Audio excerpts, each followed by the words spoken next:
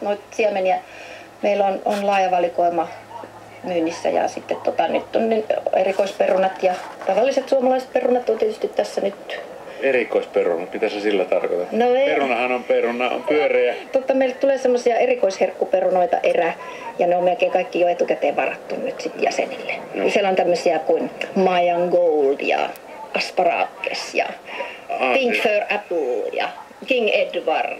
No mitäs tämmönen erikoisuus ja erikoisuuksien tavoittelu muualta maailmasta tuotujen erikoisten lajien niin tuominen tämän niin hyötykasviyhdistyksen piirtaa, koska mä käsitin jo aikaisemminkin sun puolesta, että perinteiden vaaliminen.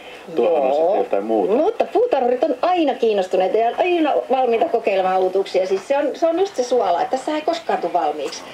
Tää on just tuntuu, että aina löytyy joku sellainen uusi, mistä innostua. Mä oon itse tällä hetkellä hirveän innostunut amaranteista.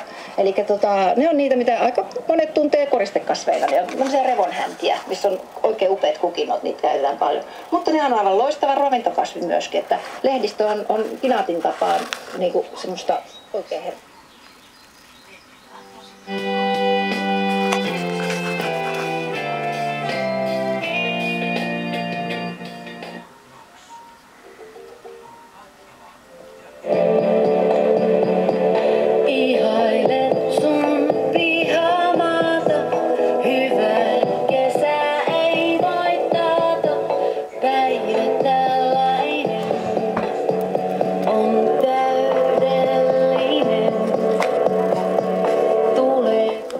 On mietitty sitä, mille sivuille mikäkin kuva sijoitetaan, että tietyllä tavalla on niin kuin lukijaystävällinen myös, jos mä ajattelen kokonaisuutena näitä kuvia täällä, että kun puhutaan jostakin teoksesta, niin sitten sen kuva yleensä on.